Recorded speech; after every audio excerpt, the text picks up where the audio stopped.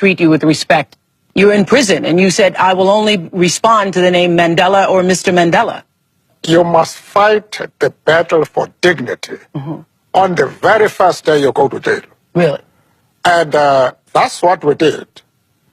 We put our foot down and insisted in being respected, even though we were prisoners.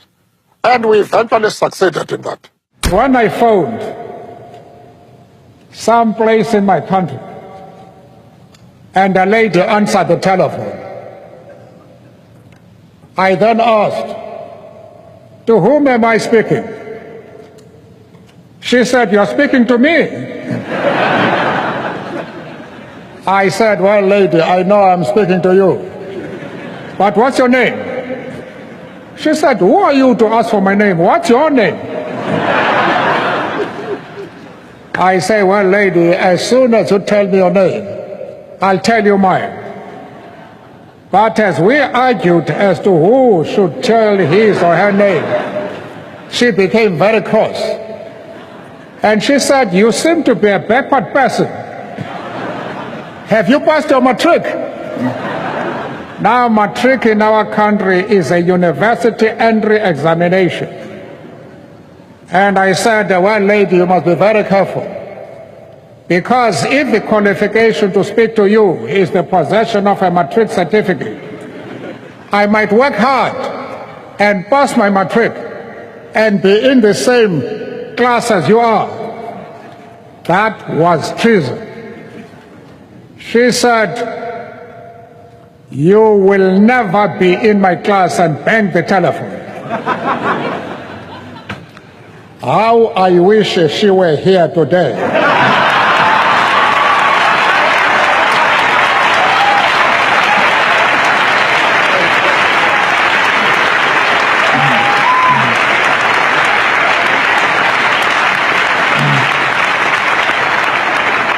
She would now discover that I have achieved more than pass my matric. I hated oppression. And when I think about the past, the type of things they did, I feel angry. You have a limited time to stay on earth. You must try and use that period for the purpose of transforming your country into what you desire it to be. What can assure me as a human being and a concerned African American that the ANC will indeed have a fiscal solvent policy that will continue the use of the resources of South Africa in a meaningful way? Or should I put it more succinctly, will your economy be based on the Marxist system, socialism, or capitalism, or both? I knew that was the question you wanted to ask.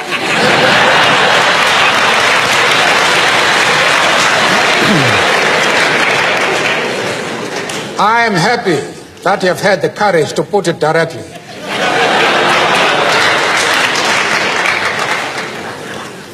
We are not concerned with models. We are not concerned with labels. We are practical men and women whose solutions are dictated by the actual conditions existing in our country. As somebody has said, we do not care whether the cat is black or white, as long as it can catch mice. The first thing is to be honest with yourself. You can never have an impact on society if you have not changed yourself. And one of the most important weapons in changing yourself is to recognize that people everywhere in the world want peace. But humility is one of the most important qualities which you must have. Because if you are humble, if you make people realize that you are no threat to them, then people will embrace you. They will listen to you. Was Muhammad Ali a hero of yours?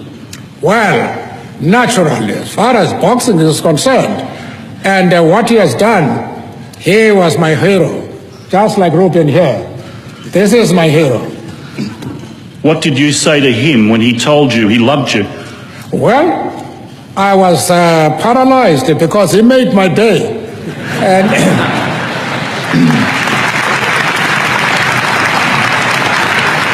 So what leaders of the 20th century do you admire? well, I have answered that question. It's not the question of a leader. It's a question of a human being who does something to make an ordinary individual to feel I am a human being and I have a future and I can go to bed feeling strong and full of hope. And you have praised Fidel Castro as a leader of human rights and said that Cuba was one of the countries that's head and shoulders above all other countries in human rights, despite the fact that documents at the United Nations and elsewhere show that Cuba is one of the worst. I was just wondering, are these your models of leaders of human rights? And if so, would you want a Gaddafi or an Arafat or a Castro to be a future president of South Africa? One of the mistakes which some political analysts make is to think that their enemies should be our enemies.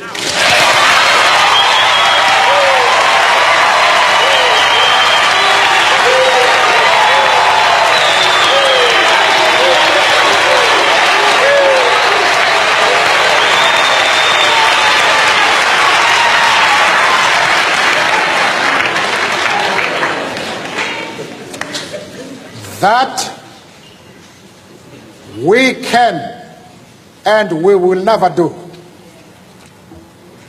We have our own struggle which we are conducting.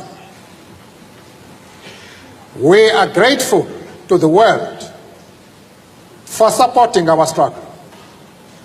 But nevertheless, we are an independent organization with its own policy. And the attitude of every country towards, our attitude towards any country is determined by the attitude of that country to our struggle.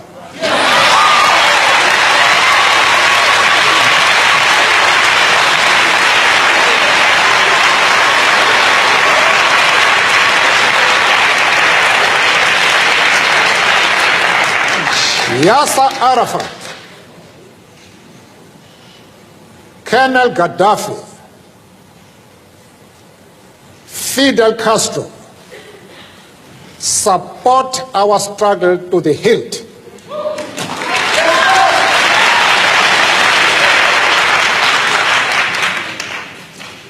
There is no reason whatsoever why we should have any hesitation about hailing their commitment to human rights as they are being demanded in South Africa. Our attitude is based solely on the fact that they fully support the anti-apartheid struggle. They do not support it only in rhetoric. They are placing resources at our disposal for us to win the struggle.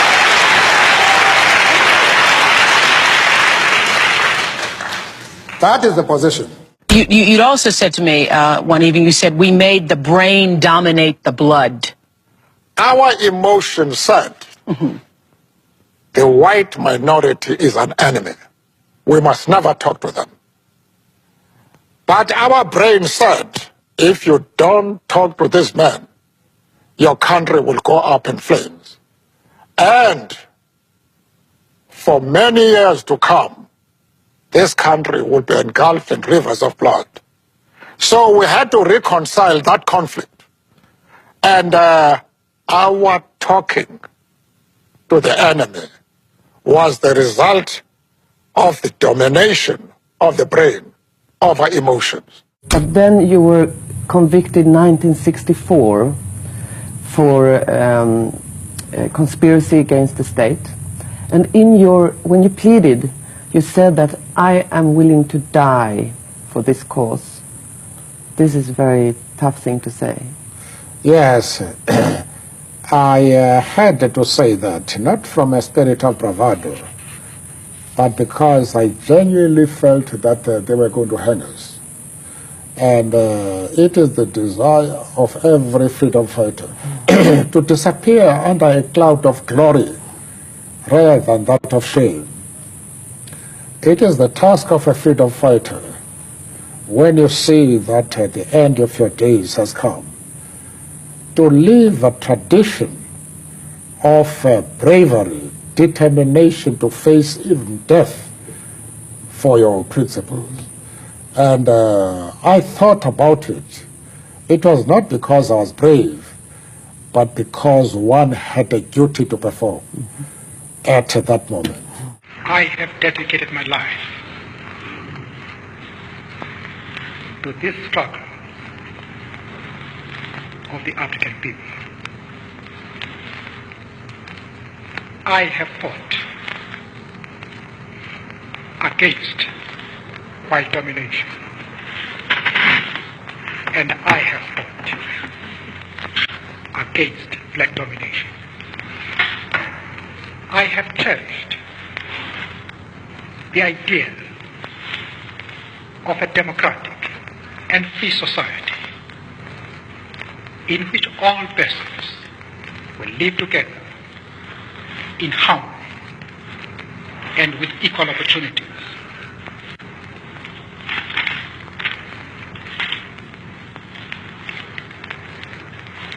It is an idea for which I hope to live for and to see realized. But my Lord, if it needs be, it is an ideal for which I am prepared to die. For anybody who changes his principles depending on whom he is dealing, that is not a man who can lead a nation.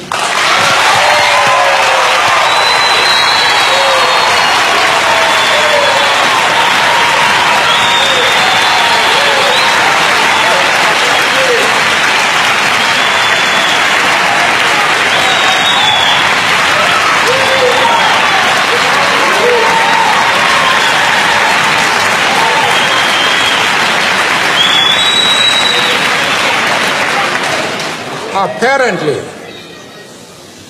Mr. Cooper, you have not listened to my argument. If you have done so, then you have not been serious in examining it.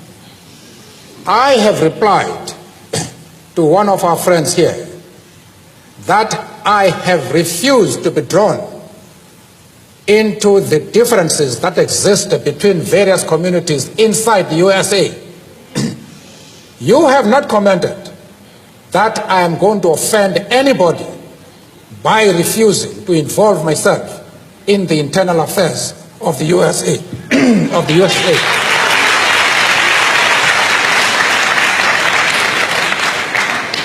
Why are you so keen that I should involve myself in the internal affairs of Cuba and Libya? No. I expect you to be consistent.